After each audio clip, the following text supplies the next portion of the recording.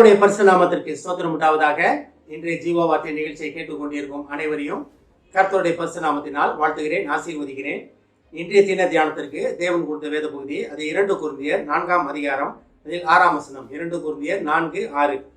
இருளில் இருந்து வெளிச்சத்தை பிரகாசிக்க சொன்ன தேவன் இயேசு கிறிஸ்துவின் முகத்தில் உள்ள தமது மகிமையின் அறிவாகிய ஒளியை தோன்ற பண்ணும் பொருட்டாக எங்கள் இருதயங்களில் பிரகாசித்தார்.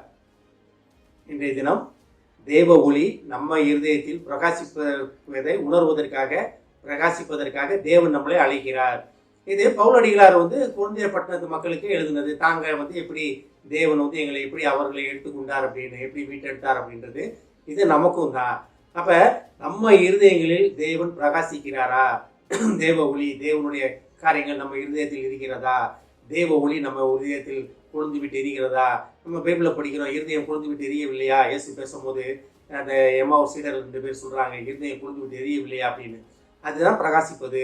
அப்ப தேவ வசனங்களை கேட்கும் பொழுது, தேவனுடன் உரையாடும் பொழுது, தேவனை உணரும் பொழுது நம்ம இருதயம் கொழுந்து விட்டு எரிய வேண்டும். அது நம்ம அழைப்பே அதுதான். ஏன்னா இருதயத்தில் வாசம் பண்ணுகிற தேவன், நம்ம ஆத்மாவில் வாசம் பண்ணுகிற தேவன். இந்த வசனம் எப்படி ஆரம்பிக்குது பாருங்க. இருளில் இருந்து வெளிச்சத்தை பிரகாசிக்க சொன்ன தேவன். ஆரம்பத்தை ஆதியாகமம் முதல் வார்த்தை அதுதான், வெளிச்சம் உண்டாக கிடவுது. அப்ப வெளிச்சம் உண்டாக கூடாதுன்னா உலகத்துக்கு மட்டுமா? நமக்கும் தான். அது முதல் வார்த்தை தேவன் நம்மகிட்ட சொல்ற ஒரு வார்த்தை என்னன்னா, வெளிச்சம் உண்டாக கிடவுது. நம்மளை நோக்கி சொல்கிற ஒரு வார்த்தை அதுதான். அது எத்தனை தலைமுறை ஆனாலும் சரி பரவாயில்ல, இந்த வார்த்தை மாறவே மாறாது. தேவ வெளிச்சம், தேவ வெளிச்சம் பிரகாசிக்க கிடவுது நம்ம இருதயங்களில். இருளில் இருந்து வெளிச்சத்தை பிரகாசிக்க சொன்ன தேவன். நம்ம உலக இருளில், தேவனை அறியாத இருளில் வாழ்ந்து கொண்டிருக்கிறோமா? தேவ ஒளி புரிந்து கொள்ளாமல் இருக்கிறோமா? உலகத்தின் காரியங்கள்ல ஈடுபட்டு கொண்டு இருக்கிறோமா? அப்ப உலகத்தின் காரியங்களே, உலகத்துக்குள்ளே இருந்தோம்னா நம்ம இருளில், உலக இருளில் இருக்கிறோம் தான் அர்த்தம். அதனால்தான் உலகத்திலும் உலகத்தில் உள்ளவைகளும் அன்பு கூறாதிருங்கள்னு இயேசு சொன்னாரு. அது என்ன? அதெல்லாம் இருள், அது உலக இருள் அது.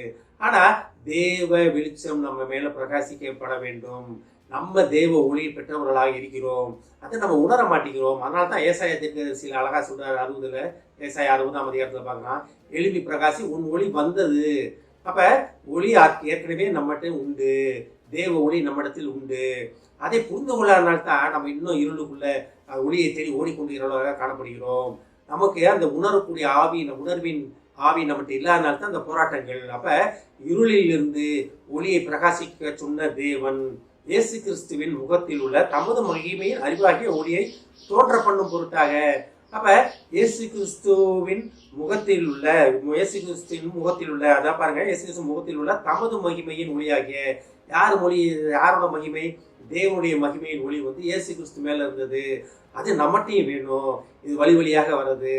இது அதான் யோவான் 1:12 சொல்லுகிறது, அவர் நாமத்தின் மேல் விசுவாசம் உள்ளவர்களாய் அவரை ஏற்றுக்கொண்டு எத்தனை பேர்களோ அத்தனை பேரோட பிள்ளைகளாகும்படி அதிகாரம் கொடுத்தார். அப்ப சுதந்திரவாளி நம்ம. அப்ப தேவனுடைய ஒளி நமக்கும் உண்டு. அதை நம்ம உணர வேண்டும். நம்ம உணர்வதற்காக தேவன் இன்றைய தினம் நம்ம அழைக்கிறார். மகிமையின் ஒளி நம்ம பிரகாசிக்க வேண்டும். உங்களை பார்ப்பவர்கள் தேவனை பார்க்க வேண்டும். உங்க வாயிலிருந்து வர வார்த்தைகள் தேவனுடைய வார்த்தைகளாக இருக்க வேண்டும். நீங்க உலகத்துக்கு ஒளியாக அழைக்கப்பட்டு இருக்கிறீங்க. உங்க வாயிலிருந்து உயிர்ப்பிக்கும் வார்த்தைகள் வர வேண்டும். உங்க வாயிலிருந்து வர வார்த்தைகள் அடுத்தவங்களை மனம் மடிவுக்கு கொண்டு போகிற வார்த்தைகளாக இருக்கக்கூடாது. துயரத்தில் கொண்டு போகும் வார்த்தைகளாக இருக்கக்கூடாது. அவங்க உங்களை பார்க்கும்போது அவங்க சந்தோஷப்படணும். உங்கள் வாயிலிருந்து வர வார்த்தைகள் அவங்க கஷ்டங்கள்லேருந்து அவங்களை விடுதலை செய்ய வேண்டும். இதெல்லாம் எப்போ நடக்கும்னா, இருளில் இருந்து தேவ ஒளி நாம் பெற்றதை நம்ம உணர்ந்து கொள்ளும் பொழுது. இதை கேட்டுக்கொண்டிருக்கும் தேவ பிள்ளைகளே, நீங்கள் எல்லாம் தேவ ஒளியால் நிரப்பப்பட்டவங்க தான். இதில் யாருக்கும் எந்த சந்தேகமே வேண்டாம். தேவ ஒளியால் நிரப்பப்பட்டவங்க தான் நீங்க. அதை உணரும் பொறுப்பு நம்மிடத்தில் கொடுக்கப்பட்டிருக்கிறது. தேவன் சகலத்தையும் சிலுவையிலே செய்து முடித்து விட்டார். இயேசு கிறிஸ்து நமக்காக சகலத்தையும் சிலுவையிலே முடித்து விட்டார். அதை உணர வேண்டிய பொறுப்பு நம்மிடத்தில் உள்ளது. அதனால்தான் இருளிலிருந்து வெளிச்சத்தை பிரகாசிக்க பண்ண சொன்ன தேவன் தமது குமாரனாகிய இயேசு கிறிஸ்துவின் முகத்தில் உள்ள தமது மகிமையின் அறிவாகிய ஒளியை தோன்ற பண்ணும் பொருட்டாக எங்கள் இருதயங்களில் பிரகாசித்தார். எங்கள் இருதயங்கள்ன்றது உங்கள் இருதயங்களில் பிரகாசித்தார். அப்ப உங்கள் இருதயங்களில் பிரகாசமாகத்தான் இருக்கிறது. அதெல்லாம் எப்போ உணர முடியும்? தேவனுடைய வல்லமையை நம்ம உணர்ந்து கொள்ளும் பொழுது. எனக்காக மரித்தவர் ஒருத்தர் உண்டு, எனக்காக உயிர்த்தவர் ஒருத்தர் உண்டு, எனக்காக ரத்தம் சிந்தின ஒருத்தர் உண்டு. நம்ம உணரும் பொழுது இந்த பிரகாசம் வெளியே வரும். மோசேயின் முக பிரகாசத்தை மக்களால் காண முடியவில்லை. ஒருவேளை பழைய ஏற்பாட்டின் இது அது எப்படின்னா, பழைய ஏற்பாட்டின் காரியங்களோட மோசையின் முகமே அப்படி இருந்துச்சுன்னா, புதிய ஏற்பாட்டு ஊழியக்காரராகிய உங்களுடைய முகம் எப்படி இருக்கணும், உங்களுடைய முகத்தின் பிரகாசம் எப்படி இருக்க வேண்டும். இயேசுவின் தேவனுடைய சித்தமே தான். எழும்பி பிரகாசம் ஒளி வந்தது, கர்த்தருடைய மகிமை உண்மையில் உதித்தது. நீங்க எங்கேயும் தேடி போக வேணாம். தேவன் உங்களுக்குள்ளே வாசம் பண்ணி கொண்டிருக்கிற தேவனை விசுவாசித்து அந்த ஒளியை பெற்று உலகத்துக்கு வெளிச்சமாக இருப்பதற்காக தேவன் அழைக்கும் அழைப்பை புரிந்து கொண்டு அதன்படி நடப்பதற்காக தேவன் அழைக்கிறார். ஆமென். ஜெபிப்போம். எங்களை அதிகமான நேசிக்கும் அன்பின் பரலோக பிதாவே, தகப்பனே, இருளில் இருந்து ஒளியை வெளிச்சத்தை பிரகாசிக்க சொன்ன தேவனாகிய கர்த்தாவே, நீர் எங்கள் இருதயத்தில் பிரகாசித்து கொண்டிருப்பதற்காக நன்றி ஆண்டவரே. மகிமையின் பிரகாசம் எங்களில் இருந்து வெளிப்பட போவதற்காக நன்றி ஆண்டவரே. அதை நாங்கள் உணர்ந்து அந்த வழியிலே நடக்க எங்களை தயார்படுத்தும் ஆண்டவரே. உணர்வின் ஆவியை எங்களுக்கு தாரும் ஆண்டவரே. இதை கேட்டுக்கொண்டு ஒவ்வொரு ஊரையும் முதுகத்தை தெரிகிறோம் அப்பா. ஒவ்வொரு குடும்பத்தையும் முதுகத்தை தெரிகிறோம் அப்பா. குடும்பத்தில் உள்ள ஒவ்வொருவரும் இந்த மகிமையின் ஒளியை பெற்று உலகத்துக்கு ஒளியாக அவர் மாறப்போவதற்காக நன்றி ஆண்டவரே. ஆசீர்வதிக்கிறோம் அப்பா. இயேசுவின் மூலமாய் கேட்கிறேன் நல்ல பிதாவே. ஆமென்.